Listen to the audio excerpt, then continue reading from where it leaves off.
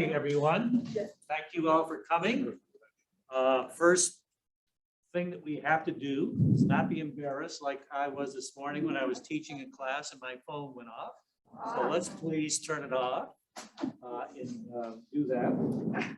Our speaker today is someone that we've had before, and I've had the pleasure of knowing for over 20 years now. It's Houck, who's the director of the Greenways Natural and Historic Resources for Greenville County Parks, Recreation, and Tourism. And that's a big title for saying, boy, he's the guy to ask any questions about the Swamp Rabbit Trail. Ty's been working in the Parks and Recreation field for 30 years. He worked for 12 years as the head of the Paris Mountain State Park. They came here for years ago to go to Furman, and like many of us, decided he didn't want to leave. And after he got done with being at Paris Mountain State Park, the opportunity came along for his present job. And I think we're all pretty thankful that it happened, because I don't know about you, but I use the trail constantly. And I was sharing with Ty, I'm really excited. I'm going to get an electric bike and even use it more. Ty did attend Furman University. He's a graduate of the ULI South Carolina Center for Sustainable Leadership. He's a frequent panelist regarding the impact of greenways, which I'm sure he's going to share with us a little bit about today. And he continues to work closely with the private sector on creative opportunities to expand the trail across the network and across the county and beyond. He's married, wife Karen. He's got 2 children, and I don't know how they got to be so old. I remember when they were that little, and now they're both teenagers. And I'm going to turn it over to Ty and let him go. Thank you for coming today, Ty. All right, thank you, Dan. It's great to be back. Thanks. I'm going to apologize to my Zoom people. I cannot stand still. My mom was in Parks and Rec also, and back in my day, she was given the option of, you can medicate your child or just let them run around the woods. That's turned into a career for me. So people on Zoom, at least you can hear me, but you won't see me the whole time. Before I get started, can someone read me out the exact time? I can't. 12:32. The lady in the back that pointed toward the clock. I'm also a senior citizen. I can't read that far without my glasses on. So, so Dan was telling, I'm just going to kind of go through talking about the network and the improvement. Let's get a little bit. Oh, the screen is sharing. Of course, I like to be out there. Hold on, Dan, I'm not advancing. Technical difficulty. This is why. Let's see. No, we had it. It says you are screen sharing. Yeah, I'm screen sharing, but I can't. There we go. Okay. All right. So, quick history lesson. We'll go ahead and start in 1889. I'll be done in about 37 seconds. All right. So, 1889, a bunch of business people sat around Greenville. Let's go ahead and just assume they were in a bar. And they said, wouldn't it be a great idea to run a railroad that starts in Greenville, goes up to Knoxville, and goes all the way down to the coast? Fairly big project, even from an infrastructure standpoint today. They didn't make it that far. They actually technically never made it out of Greenville County. But exactly, start big, you know. And so over the time, this is obviously hard to read, of course, except for those that are viewing remotely probably. But it just talks about the history, and essentially it just changed hands. It grew all the way out to River Falls, which some of us know is the area right around Jones Gap. Harvesting timber, every once in a while, either a legal or illegal passenger was jumping on the train and riding it as far as they could.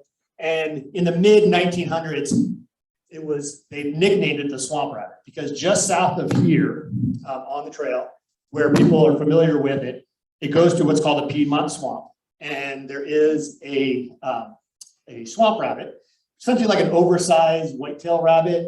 For a while here, we didn't think they were still in the area.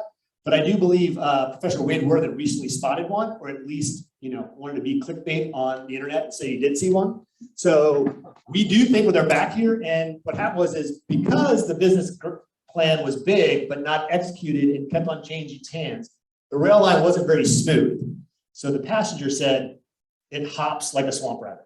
Fortunately, that's a lot sexier and sticky, as the mayor of Greenville said a number of years ago, than just calling it the Greenville and Northern Trail. So we got the swamp rabbit name, we carried it on. In The trains ran all the way up until the mid-1990s. I know for sure because I was living in a fraternity house right next to it.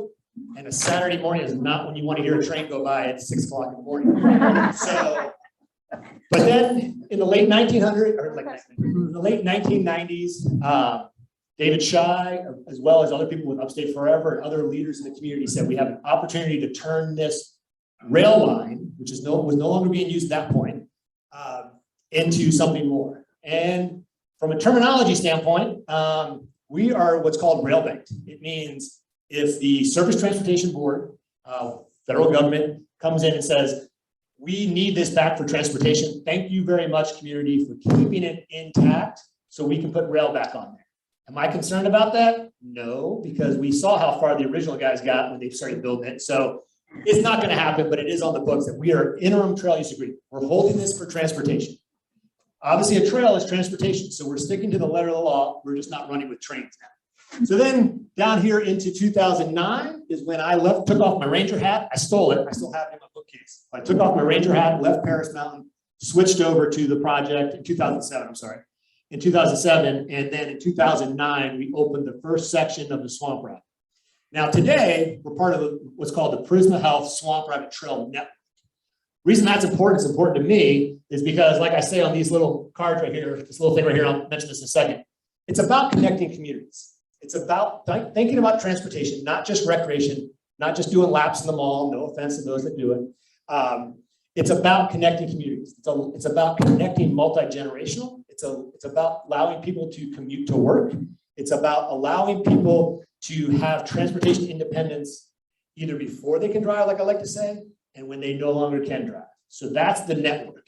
And this section that we're referring to right now that I've been talking about, and that's at our back door, is what we're referring to as the Green Line. Similar to a subway system because we do have people moving here with different languages, but when you start to say we're in a network system and we're growing to connectivity, that is impactful for everybody that chooses to use it just to get an exercise or uses it because that's how they get to work. Oh, I'm working now. Okay. So this is the one this is the slide I warned you about, Dan. Okay. So this is the network. Nobody can see any of this detail. I know it. We make it even harder because we print it into a little 4x4 foldable map. I call it the beer coaster map because it's pretty to look at. You more or less put your beer on top of it. But let me give you a sense of place. Furman, obviously right here. This is the trail all the way up to Tate Road, which is up by the Ingalls on 276. We are trying to expand the Green Line, and don't give me a hard time that this is blue. I see that. I know it's blue line. But the Green Line, we're trying to expand up to Slater Marietta. We own about half the property already in partnership with an organization called Natural Land Trust. If you haven't interacted with them, if they haven't come and spoken, I highly recommend it. They've been doing great private partnerships with us. So we're trying to get up to there. It's one of our next northern expansions. The orange line is a small section of trail. Here's Swamp Rabbit Cafe. For those for references, we're still north of the city limits of Greenville. But the orange line is an example of an area called Hampton Station, an old textile warehouse, where they said, hey, we just bought this warehouse. We're going to turn it into something, and we want to connect to the trail. And I said, well, you're close, but not close enough. They call me back in a few days later, and they say, hey, we own all the land between now and what was close enough. Will you build a trail? I said, well, I don't have enough money to build a trail, but if you give me the easement, we'll take over lifetime operation and maintenance of it. Of course, I like the answer they came back with next was, all right, here's all your money for your materials. Will you come out with the county roads and bridges guys and build it? And we said, sure. So that's the level of connecting communities, not only physically, but I'm also a firm believer, if we can't afford it locally to build it, we're not gonna be able to afford it locally to take care of it. And that's just gonna mean you're gonna call me up, because I do get my cell phone number out, and complain when things aren't as good as they could be when they were 10 years ago. You have a request on the screen. Oh, Go over and click on the computer for yes or okay. accept. or- Sorry. Oh, I'm gonna hold questions for later. All right, I already warned the people on the Zoom that I'm on the wrong side. So going further down, okay, so this is the orange line. The orange line, we're 3 property owners away from expanding it about 3 miles to North Main and Rutherford Road, very close to Pleasantburg. Interesting conversations there. Knock on the door of this one building, and the guy comes out. Essentially, if I didn't know better, it looks like he was someone from Texas Chainsaw Massacre. He had this full-on apron and like hands were all greasy and there was things hanging from the ceiling in the background. Exactly. Don't worry, it wasn't. Him and his dad have a company that has tan skins. Obviously not something that would transition right away to the trail, but he's very excited because he realizes the property values and the interest, he's going to be able to take that operation somewhere else and then generate some rental income with this space. So having those kind of conversations is, again, connecting community, providing small business opportunities, where before it was just a railroad corridor and a very industrial space. So now we move down through the city, and once we get into the city of Greenville, unlike Travelers Rest, which we manage the trail up here, in the city of Greenville, once you get to Willard Street, which is Unity Park underneath the railroad tracks and all that, is where the city jurisdiction takes place. So if you got any complaints about this section, I'll give you a phone number, don't tell them to me. But we come into there for the green line, and then as we hit Cleveland Park, and I'll get to a more detailed slide here in a second, the orange line, I'm sorry, the green line will split off and go along what we're hearing about is called the Swamp Rabbit Extension. It was in the front page of the paper today. But this section down here essentially parallels Lawrence Road, between Lawrence Road and 385. And what happens there is when we bought the whole corridor, this section was included in the purchase, and now we're ready to optimize that because we needed some easements. We got over a mile of easements donated to us for free. Again, community supported, community backed, and that means we can sustain it from a community standpoint. All right, so then I get even smaller on you guys, sorry. This is Connoisseur Nature Preserve. I know Ollie went there recently on a tour. Some of you guys might have been in that group. So the asphalt sections in Connoisseur are part of the network. It allows you to pass this through the park, but also with the development around there, it allows the capacity for people to start to make connections from their residential units to other destinations in the city, in the county itself. Has anyone been to downtown Simpsonville and seen my road armadillos? No. Oh, go check out my road armadillos. So Diana Turner was the city manager in Travelers Rest when we first did the trail, and obviously that was pretty successful for TR. So when she moved down here, she's like, we got to start getting the momentum for the trail.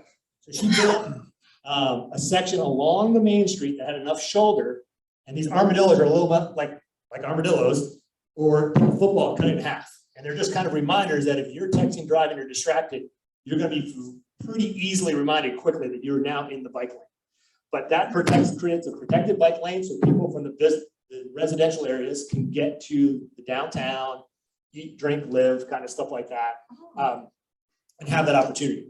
They're currently talking with property owners to expand it all the way to Heritage Park.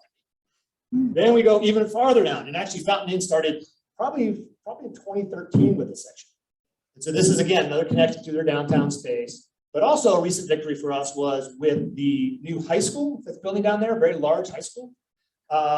We were able to have those conversations early on and save a space for a future school connection because there's over 600 families that live within an 1/8 of a mile bike ride of the trail system there, of the school. But if they were to get in their cars and leave all those cul-de-sac neighborhoods, it would be a 1.2 mile drive by car. So anytime we can kind of say, look, we'll put the carrot on the plate, pun intended. And if you want to use the Swamp Rabbit to get around community, let's start making those connections, not only to businesses, but also to schools.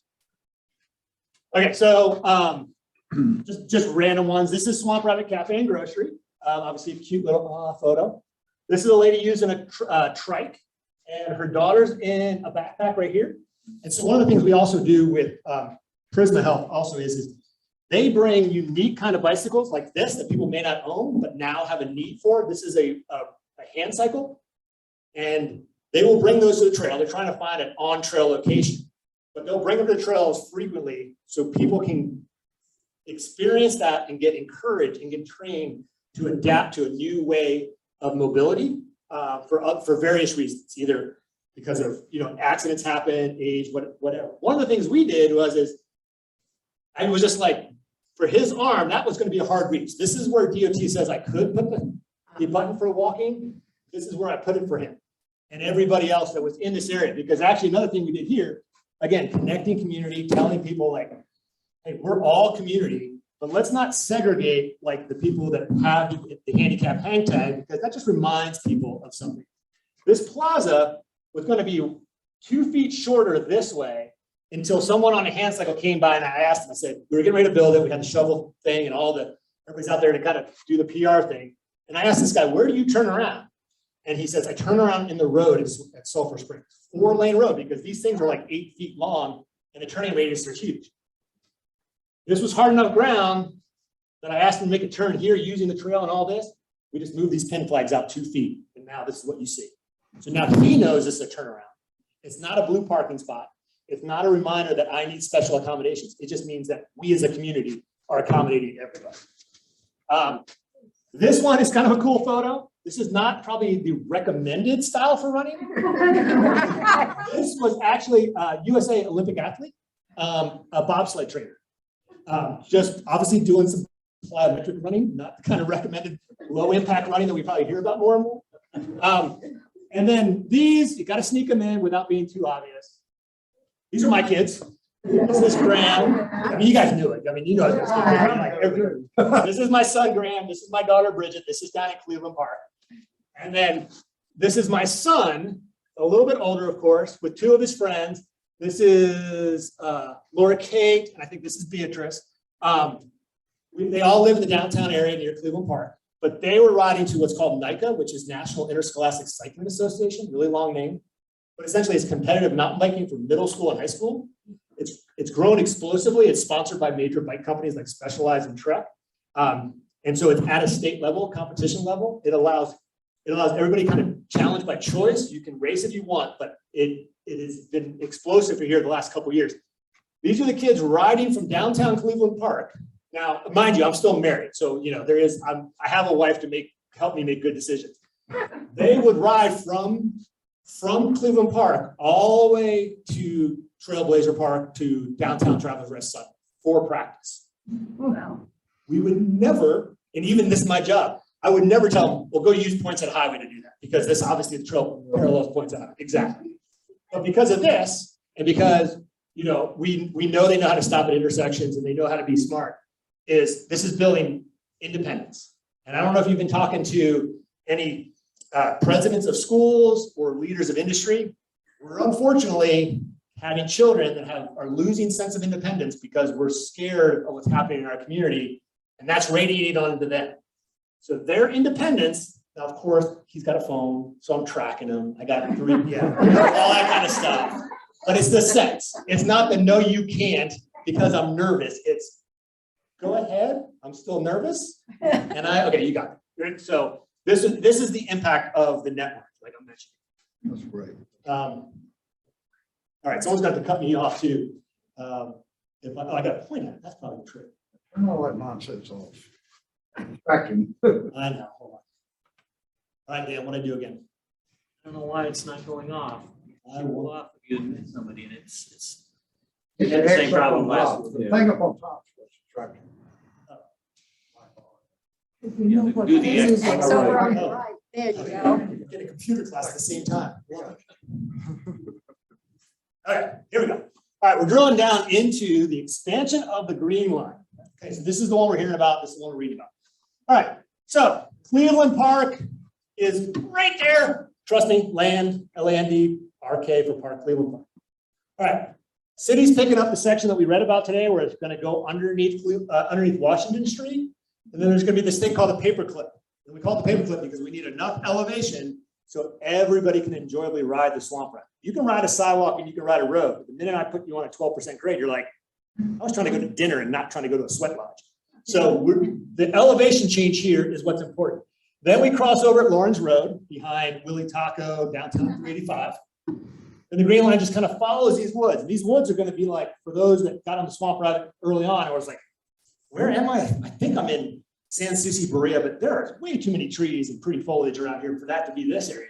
Same experience here. It's an old rail cut, of course, but from here to here, considerable distance, these were all privately owned properties. These owners could have been like, no, I'm worried about people stealing my TV. No one's going to use it. I'm listing off all the things that people said to me when I first started this job and what continued to happen. But these people believed in it and we worked with them, gave it to us for free. Because if I give everybody $1 and I'm trying to build 400 miles, county council is not going to give me that much money. So Once we get to here, now it becomes owned by the county. I can answer the nuance of that later if we need to, but yes, it's still inside the city. And then it just kind of continues on the corridor. So Pleasantburg, we go underneath because the existing underpass there, as you go up to Lawrence Road, where past the Krispy Kreme, which I call a net zero location. If you incentivize a child to ride their bike from here to the Krispy Kreme, yeah, the net zero calorie gain is still beneficial. So then from here, going down this whole corridor, this is Haywood Road. Some of you, this is where the Goodwill is. You might be seeing the bridge. City's doing the bridges. The commitment of the city's funding to build the bridges. And the reason they're expensive, or it's relative, it depends on what your bank account is. The reason they seem expensive is because this bridge leaves the ground 450 feet before it crosses the road. So it's almost 0.2 of a mile long above ground. So Haywood Road is under construction. Woodruff Road, we're going to repurpose an existing railroad bridge. That is our project. And then this is Verde Boulevard. And then we own the corridor all the way down to Millennium Boulevard. But because the city currently in this phase does not have a grade separator, but they're committed to making that happen, we're going to pause right here. Because if you've been on Verde, and people, I think some people here live in Legacy Park area, there'll be a connection to Legacy Park. And then also there'll be a connection. The existing sidewalk network is wide enough, and you can get up to Salters Road, cross over Salters Road 385. And if you want to get to CUI car, you can, but more importantly, you can get to Fisher Middle School. So the connectivity, while not the straight line, and we will eventually do this because this is our way down to Malden. As this deadline for opening is, like I said, December of 2022. And so this year we'll be open down to this point, and we'll add all this in. Let's see if I'm working now. Okay. So I've already been going on and on about our partners.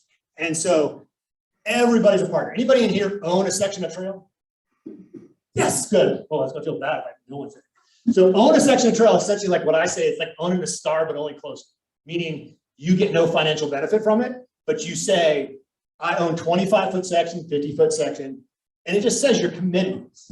And because of that, it allows us to articulate to others, now just because it's not a stacked stadium, there are a lot of people that are behind what we're trying to do, and thus we should continue to do it. And more than other ones, more organized groups are all these nonprofits you see. So Bike Walk Greenville, is Frank Mon, I think Frank must be doing virtual. Frank Monsbach, the executive director that was influential in starting this program. Bike Walk Greenville did what is the Lakeview Link. It connects the Lakeview Middle School. Another one, I don't have a problem saying I'll do it, I just don't have any money. We got the easements through properties. And in my newsletter we sent out, which I'd love for all you guys to sign up if you don't already get it. And Frank reached out to me and he said, when are you going to build it? I said, well, I don't have any money. We're on a 2-year budget cycle. So I asked for it next cycle. He said, what if I show up with the money in 6 months? Will you start construction within 6 months? I said, deal. He raised over $100,000 just locally asking and got so excited about it. And that he was like, I also want a statue. He was standing there thinking, this is my baby. And he saw a parent trying to teach a child how to ride a bike, involved in a conversation. And they were just like, we come to the Swamp Rabbit Trail because this is where I can teach my kid to ride a bike. We can't do it safely in our community. And we partnered with Charles Pate Jr., a local artist, as well as Ryan Calloway, a local metal fabricator, as well as Kyle Gillespie, a local granite monument maker. And we found a model, a student, actually, no disrespect to any dead people that are bronzed, but not some dead bronze person that is famous. We found a student and we modeled the child on a bike after that student. So not only is there a direct connection to the trail in Lakeview because they used it, but then that child can come back and like, oh, mom, hey, I'm a grandma. I was that model. And just making those connections again. And one of the inscription is and Frank's going to hate me because I'm about to get it wrong, but it's striving for safe places to bike and walk. And that is the mission. Upstate Forever, I mentioned briefly before, they were instrumental in making sure that we took ownership of the whole corridor in time so it could be transferred to the county. Many partners in there.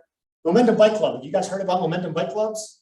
Momentum Bike Clubs uses the challenge of cycling, the accomplishment, the independence. You're not going to be the last one picked on the team. It's just get people on the bike, use the mentoring that comes around the challenge. And Clemson started this program with David Taylor and they're in multiple schools throughout the county and beyond, I believe even now. But a great mentoring program. You'll see them a lot of times in these green hoodies that we love to put on. And it has the Swamp Rabbit logo, but they're even some of the kids that have used the trail during school have now gotten jobs on the trail because of their interaction with places like Swamp Rabbit Cafe and Grocery. All right, I don't know how much time I have, but the other ones, Greenville Spinners, is the ones that, were riding the roads before, and they're the ones that help remind me to tell the people that are riding like they should be on the road, on the trail, to slow down. So Greenville Spinners is a great advocate. And then I've gone on, but I think if we call it the Greenville and Northern Trail, I don't think the hockey team would pick up that name. No. I don't think, and I love this one, I don't think that, I always say like Dennis is like the one that people have most anxiety going through. Like, we'll give you the gas if you want it, but we'll also make it sound like something you like to do. A Swamp Rabbit Dental. And then, Swamp Rabbit CrossFit. Swamp Rabbit Tactical is actually assault weapons. Locally made assault weapons. Now we can go in any direction on that one, but I still think someone's associating that Swamp Rabbit moving. It just says a sense of community well beyond this multifamily residential. This is a company out of they might have been bought since then, but they're out of they're out of Birmingham, Alabama. And their niche is to build residential units where there's a niche for transportation. So they have trailside here at Verde. This is trailside right there by Linky Stone in downtown. But they essentially say, we're going to build because we know we can charge X rental rate because people are going to want to pay that premium by pure location proximity to the trail. This is the Woodruff Road Bridge I was telling you about. All right, so there's my distraction. I took time to make this slide. How do I get this out of here? Oh, all right, now I'm doing all kinds of things. All right, so let me go back. All right, I don't know how to go back. So double back. Oh, there we go. There we go. All right, I don't know why that's there, but there it is. So this is just real quick. I end with this, of course, when I say thank you down there, you can't see it. This was, we call it the recycle rabbit, kind of obvious. You can't put stuff in there. Fortunately, people know not to put stuff in there because once we taught it. But this was essentially a sculpture that we did with the school group. They filled it up, we brought it out here, and this is right by Swamp Rabbit Cafe and Grocery. And again, the thing that makes you feel good is like, I don't want us to look like a government project. And one of the ways we avoided that is one, obviously, like I said earlier, not having any money. But when my wife and I were walking this corridor and I just left this job and she was pregnant with our daughter, she's like, excuse my French here, you're damn well going to make sure you got bathroom access here. She was about 6 months, 7 months pregnant. But a cinder block bathroom in a park is not the reason we go to Yosemite. It's not the most exciting thing. So they're hard to fund and they're about $300,000. So instead, we partnered with businesses where we're connecting to the community. You walk into Swamp Rabbit Cafe because you have to use the bathroom. You get excited about the atmosphere. You meet a new friend. You run into someone that you only track by Facebook and you realize you're both outside more than you are on Facebook. And anyway, this rabbit just is cute too because people will put seasonal items on it. They'll put scarves on it. They'll put hearts on it. And it's fantastic. And it's us connecting community. All right, so one of the things I wanted to mention, and I'll open it up for Q&A. So this, again, it says connecting communities for those who can't read. This is a wireless phone charger. You just put your phone on there, it lights up blue. Help yourself to one, because there's more than all that I have in there. If you think you'll use it, go for it. And then just, when it lights up blue and it's solid, it's charging. When it's flashing, you got to shift it around. That is my gift to you for letting me talk really fast and hopefully having at least one or two questions. Yes, so. How do you get from the Swamp Rabbit Trail to Kona State? Okay. Well, I had a similar question. Okay, so that's, yeah, so that, well, I call it generational job security because you can't right now. You can't take the trail right now. What Sue's talking about, if you go past the bowling alley in Greenville Tech, it ends at Pleasantburg. There's private property owners that just haven't quite gotten on board. The city keeps trying to work on that, but they haven't got on board. So really, on our map here, you don't see on this. You see it in some detail here on one of our maps. You more or less, I ride sidewalk down Pleasantburg. I cross over on the south side of Sarah Collins, and then I take residential, but it is not flat. I won't warn you. I mean, I'll warn you, it's not flat. And also, by the way, I want to applause this. So I didn't embarrass her. Sue's our trail poet, and now correct me if I'm the swamp rabbit poet, if you didn't know. And this is the way I tell my story. You had a injury that kind of got you depressed because of life changed so much. She's like, okay, this is bad. I got to get my mind right. Started going out on the trail, and then was just inspired by the trail. Write these great poems, and she'd send them to me, and we put them up. There's one at the Swamp Rabbit Cafe, just her observations of the kids and the interaction with the trail. She's done some great ones about the veterans. And then she told me, like, I'm trying to get published. You can't be putting them out in public anymore. No, I'm just kidding you. But like, she's got a whole book of them. And again, it's that connectedness, that inspiration that happens that I can never design. But it's really awesome what Sue's doing amongst a lot of you guys doing great things on the trail. Another? All right, 1 second. Let me come around with the microphone because we do have people on Zoom that are listening and they won't hear the question unless we speak into the microphone. So we'll start right here. Any ideas how you're gonna get from 385 Bridge down to Simpsonville? Yes. Now the detail is if I tell you on a recorded Zoom meeting, I haven't talked to that guy that I'm talking to, come across his land, that doesn't go well. So yes. So yes. Now Not recorded. it is totally recorded. And also, come on, Seth, I'm a government employee. Like you guys all would like. A lot of people do want to take my words out of context. You have to be determined. But I'm not trying to be evasive on this. But I would really love if you aren't getting my, and I'll put it down at the end here, the last slide. If you are not getting my newsletter, please sign up for it. I don't send it out a lot, and it's a lot of times what I'll be doing is I'll be like, hey, does anybody know someone that works at GE? And then someone's like, yeah, and I said, okay, let's connect.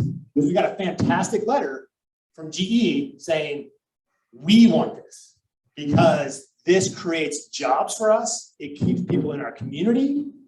So we want this. And I know all of us could sign a petition, but we know that's got a lot of weight. So if you sign up for a newsletter, you'll get a little bit of an inside scoop of where I'm going because I'm trying to make connections with property owners that I don't already have a direct connection with. Another question. I'll get back there in a minute. Are there times of the week when it's not too crowded for bicycle riding? Because I am suspicious that if someone is trying to ride distance, it will be a crowded trail. Yeah, so we did, we worked with Furman again on a 4-year economic impact study. And we got really robust data. And so we even know temperatures, but short answer, weekdays, like 73% of the use is on the weekends, kind of obvious. The mornings, early mornings are a little busier for runners. A lot of people meet at Duncan Chapel and kind of run out there, and downtown Greenville very much so, but to the point, weekends, I'm a big fan of you ride in layers. I had a fantastic sunny ride in 40 degrees the other day, and nobody was on the trail because people thought it was probably because there was also a bunch of football going on. But yeah, anytime during the weekday, it is 85% of our users have been studied. It is by bike because the distances are so great. Until you get to downtown areas like TR and stuff, you're really always going to encounter a lot of bikers or people running for exercise, not so much a lot of walkers. Now that's a relative because I know we still have that interaction. And then, like I say, support it, we'll build more of it, but we also know more people are moving here. So it's Saturday and Sunday's the business. All right, 1 second, I'm going back there and I'll get started.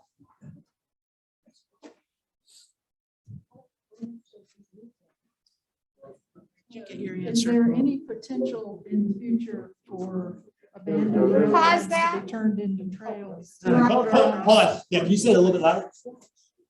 Across the Is there any street. potential in the future for abandoned rail lines Oh, the to be turned bridge. into trails, say from Travelers Rest to Landrum or over towards Greer? So the question is just about additional rail bed. So absolutely, most of the rail bed right now, not to get too technical, is there a way to get rid of this stuff? I don't know how to get, we always have that. Not to get real technical, so this corridor was owned by like a small business, for lack of a better term. And so they went bankrupt and they notified the Surface Transportation Board that they're not in business. The adjacent property owners were given an option to try to incentivize rail service, didn't happen, whole process. The remaining rail lines we have around here are mostly what's called Class 1 railroads, which are like Norfolk Southern and CSX. Because they're so big, even if they're not using stuff like the, some of us may be familiar with the Saluda grade, you mentioned Landrum, those apparently abandoned rail lines, it's still in their inventory until they process it, until they say they're gonna do something different. It's something we see, but no opportunity yet. Now, that's not to say that they'll put some kind of price tag on it and say, hey, we'll sell it. But most of the rail lines around here are class ones, so they're kind of difficult until they reach out to us. We're also signed up on a newsletter with a conservation group out of DC that once they file, anybody that's signed up for that rails to trails notification will get notification. That's how we heard about this section, because Upstate Forever got notification and said, okay, we got to find a government owner and move fairly quickly to get this quote. Oh, What comes after that? yeah, I'll get to it.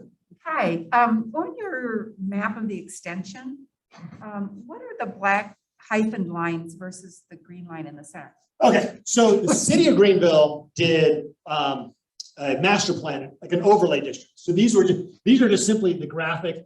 This is the impact area identified through this corridor, because what they're saying is when those multifamily residentials go in, when those new businesses come on dirt, or when you do a remodel, if you're inside this corridor, you're going to have to plan for bike and pedestrian connectivity improvements on your property. Oh, okay. Yeah, good question. Ty, how long is that green section gonna be now? What number of miles? Couldn't see it. Okay. 4 miles, yeah, because I'll stand in front of it. So it'll be almost 4 miles. Once we get down to Verde, we're adding another half mile. Seth? You are a, Right, put it right next to your. you are a multi-use trail. What is the right-of-way hierarchy between bikers, walkers, and hikers or runners? So the hierarchy, this is me just being snarky. Just don't be a jerk. So we do these things we do these signs that remind people of the rules. One of the signs I like are Burma shave signs. Remember the Burma shave thing? I've had some great submittals recently in my newsletter. So stay right, pass left. Kind of like Americans, we realize we have kids that don't understand that. When we repave this section of trail, we will be putting a center line back down there that helps people to understand where their right is. There is no priority. Well, I say that because if my kids were to I'd be like, okay, stay to your right. They lift their hand up with left, and of course they're learning how to ride a bike. So now their hands off the bike. I'm like, this is not going. Let me just get a line on the trail and move you over. So it really is unless you're passing, stay to the right, kind of just like cars. No one has priority. I do encourage if you're out there, just kind of hold your line, or before you turn, look. Now there is a tendency, if I'm on my bike and I look left, I'm going to pull to the left. So if you're not needing to turn, just kind of go that path and steel yourself that someone might come closer than you're expecting, or you might be distracted and it just startles you like my daughter likes to do at the top of my stairs when I come out of the basement. So. Jessica, do we have any questions on Zoom? I don't see any at this time. If anyone on Zoom would like to ask a question, just put it in the chat.